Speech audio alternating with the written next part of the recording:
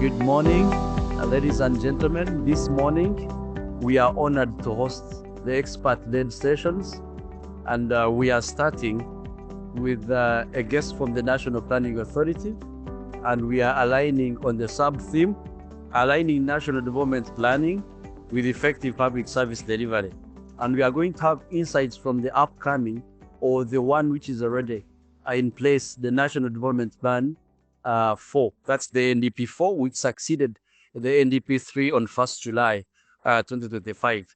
And our guest today is a senior planner from the National Planning Authority on public sector management. So please join me in welcoming Dr. Joyce Abaliwano, a leader at the heart of Uganda's national planning transformation, strategic thinking, and who is representing the Executive Director of the National Planning Authority. You are welcome, Doctor. Thank you very much. So, Doctor, would want to start by thanking you for joining us today, and would want to start from the foundational question on national planning. How does the National Planning Authority ensure that national and subnational development plans are effectively aligned and integrated to promote cohesive service delivery for Uganda's development? Thank you. Thank you very much, moderator. As you are aware, the National Development Plan 4 started its implementation on 1st July 2025. So we are in this new financial year, we are running a new National Development Plan, which will go until 2029, 2030. So for the next 5 years, this plan is going to determine where we go in terms of development priorities. And public sector transformation is one of the programs in the National Development Plan 4. As we implement the National Development Plan 4, we realize that at the time of the development, we tried as much as possible to ensure that all MDAs and all local governments align their development plans to the National Development Plan. This is because by mandate, we are the ones who are supposed to coordinate all the development plans in the country. And as a result, it means that right from the parish to the county, to the sub-county, to the district, and to the MDAs, all the development plans are supposed to align to the National Development Plan. But they are also supposed to align to the global planning frameworks and the national planning frameworks. So the National Development Plan plus the district plans do not only align to the national framework, but also to the planning frameworks like the SDGs, like the Africa 2063, like the East African 2050 agenda, all those, it has to align to all of them. So in order for all of us to have comprehensive planning, we have to make sure that there is a logical flow and a logical alignment to all these frameworks. And also, the National Development Plan ensures that all local governments and all local government development programs also align to the National Development Plan and all the other planning frameworks. So we would like to know what kind of coordination mechanisms exist in the NDP 3 and that informed the approach for the NDP 4. Also talking about some of the best practices and lessons learned from the NDP 3 that have been transformed in the approach for the NDP 4. Yes, as you know, in 2020-2021, in the National Development Plan 3, we adopted the program approach. And the program approach was to help us have thematic solutions to the development problems or development gaps. So currently, we are running a program-based approach. And in this approach, you find that sectors that are within the same thematic area have been put together to try and contribute to the bigger outcome within that particular program. This is now going to be the second plan that is running on program-based, but we have realized that in using the program-based approach, we have come up with common solutions to the big development gaps that we have. We have come up with the common solutions. We have come up with the common challenges. We have found a way of handling them. And then it has also helped us to streamline and remove duplication as a result. So let's go to the implementation part of planning. We know that for the plans to succeed, the implementation must be well effectively monitored and evaluated, and also make sure that we avoid feedback loops in our implementation of these national development plans. So how is the National Planning Authority ensuring that we monitor and evaluate the implementation of these development plans?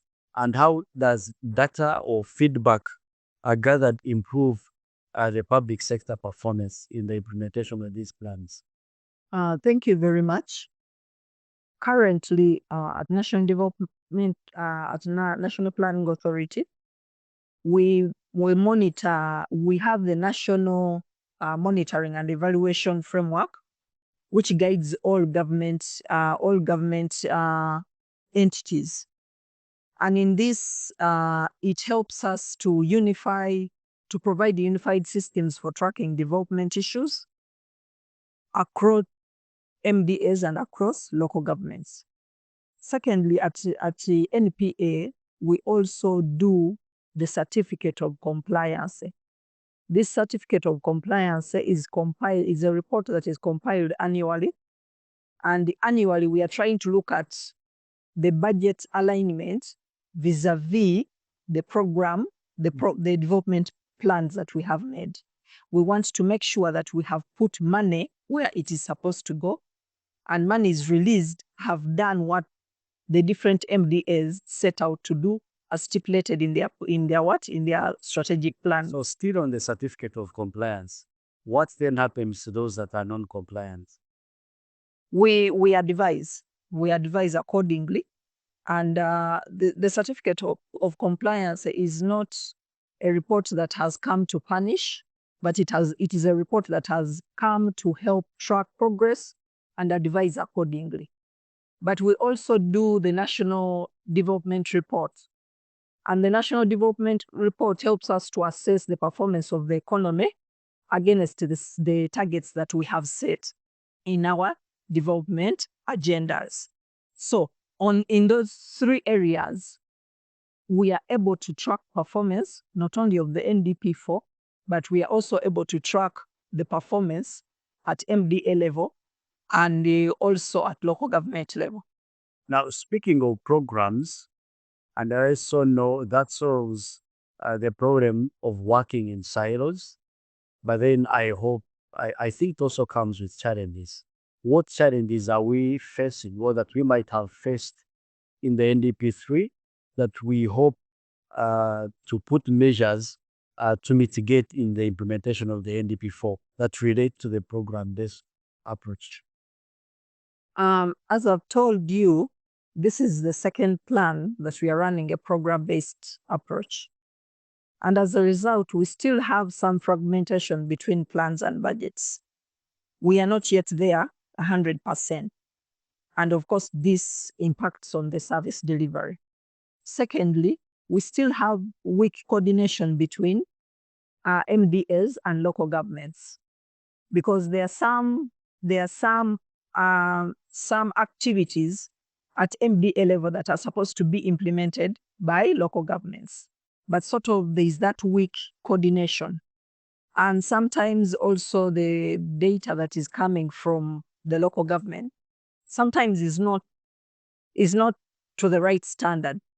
And as a result, as we do the reporting, as we do the planning, since the data is not reliable, it becomes difficult for us as planners to do that.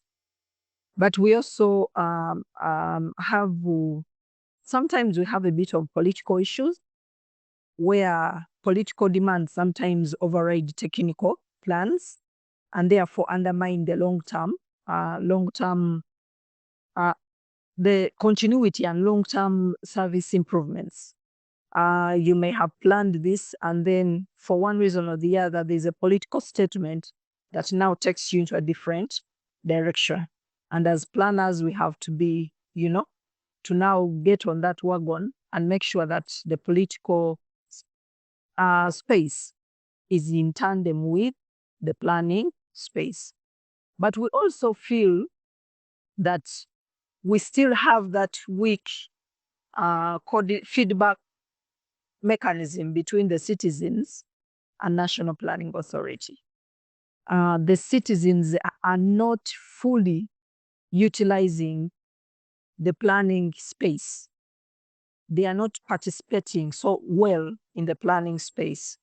So we feel that we need to strengthen that feedback process from the community to Planning Authority and to the other MDAs. They're looking to the bottom-up approach in planning. What happened? I thought that would be enough to have all citizens on board and we have participatory plannings. Yes, we still do the bottom-up approach, but you find that the participation is for the people who are at local government, CSOs, people who are within the formal structures. And sometimes we miss out on the voice of the wananchi. Sometimes we miss out on the voice of the children. Sometimes we miss out on the voice of the old in these planning spaces. Yes, you'll have a representative at the district of the elderly, a representative for maybe the youth, but maybe sometimes you would want to hear what does the wananchi say about the plans that we are making. So we are still facing a challenge with that last mile linkage to the last person, so that we are able to connect our development plans to that last person. Whereas there's a challenge, it is wonderful how you are trying to tackle the challenge. But then when it comes to monitoring and evaluation, usually we come up with these reports and how the insights in these reports influence policy, influence resource allocation, is something many people still say is one thing. Do we have examples where monitoring and evaluation insights have directly led to a shift in resource allocation and also in policy? Yes, we do. I think even coming up with the program-based, it must have originated from somewhere. Because before we were running a sector-based planning, but the program-based must have originated from somewhere, to try and see that we are now planning by the thematic areas. So I know that the M&E framework can really improve programming, can really improve planning, but can also improve service delivery. So that brings us to an important and perhaps a challenging area in planning, in implementation of plans. Because despite all these best intentions in planning, despite all the revolution that we have had from the NDP1, NDP2, the NDP3, and now to the NDP4, and even before the NDPs, who are doing plans before. Okay, but despite all these good intentions, we know that alignment with delivery doesn't always happen smoothly. We have a plan, but then this plan has to be implemented. And at the end of the day, implementation must translate into public value, because even when we deliver services, we can deliver electric poles, but we may not deliver electricity. So what are some of the key challenges that you have observed in aligning national planning with real-time public service delivery? The key challenges that we have observed, as I said, we still have that fragmentation. We are not yet 100% aligned, all MDAs and all local governments, to the national development framework. So we still have some challenges there, that fragmentation.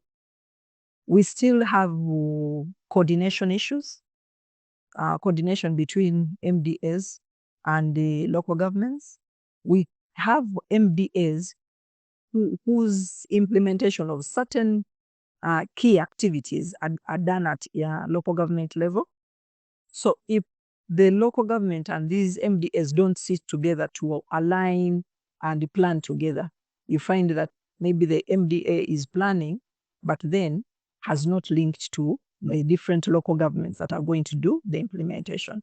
And yet you know that almost 80% of the activities in government are done by local governments. So it is very, very important that we align all our programs, considering that the biggest amount of activities is done at the lower level. Yes. What are some of the institutional reforms that we envision that will be game changers in tackling these challenges so that the plan is well implemented just as it is developed?